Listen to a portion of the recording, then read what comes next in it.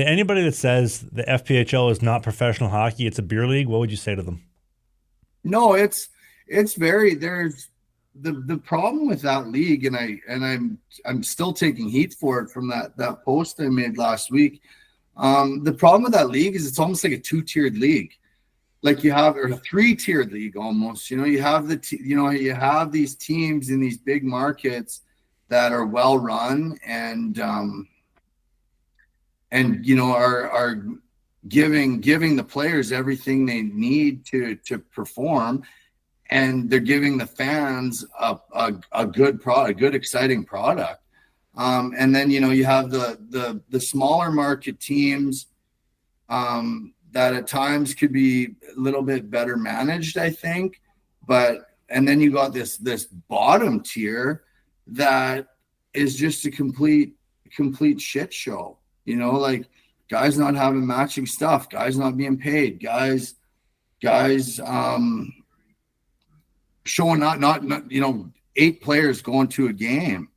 And it sucks for the teams that are trying to put a product on the ice when you got those few teams that aren't doing their part to hold up their end of the bargain. Yeah, it is a beer league.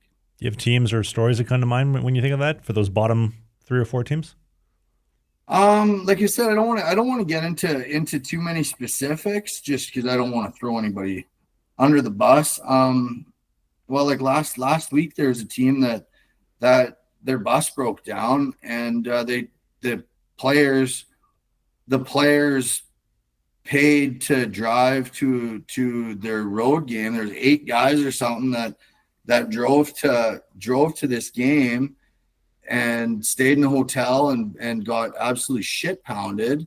And then I see like a GoFundMe set up or some shit to like reimburse these players for traveling. And like when they're putting that product on the ice, it's not fun for the season ticket holders, and it's not fun for the players on either team. And it's not fun for really anyone. And it does get those few teams that are like I said, not holding up their end of the bargain. I think in that league there should be certain standards that they have to meet. You have to meet. Like I made a post, kind of just saying exactly what I said. And I got, this backlash from people, well, let's see you, if you got the money, let's, if you could do better. It was like, well, fuck, if I was going to do that, I would do better. I wouldn't, but it's like, I almost see it as like disrespectful to the game. You can cheat on a lot of fucking things, but don't cheat the game, Well, I look forward to the book. Yeah. So that's a problem, you guys. I'm there's people patiently waiting for this book, and I sit down and I can articulate my words very well speaking, I think, and I can paint a good picture, but I try and type it, and then I read it back, and I'm like, that doesn't even make sense, And my mom's actually a published author. She's written a few books, but the problem is, like, I could get her to write it, but I'd completely have to water down all the stories if I was getting my mom to write it for me, Well, look, if I can offer any advice with this day and age of AI, you can literally talk into your phone, have it documented all down, have it there on the screen, and then say, clean this up for me. Yeah, fair enough. ChatGPT, man, it's a great way to write scripts. I do it a lot. And it's free. Really? Oh, yeah.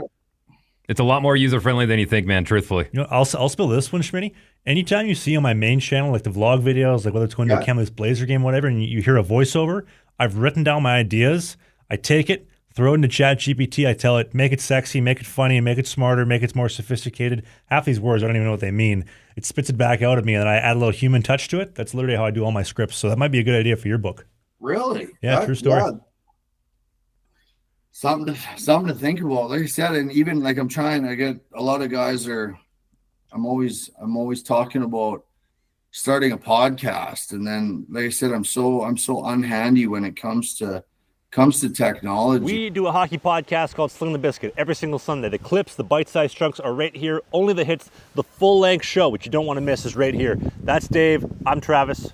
We'll see you soon.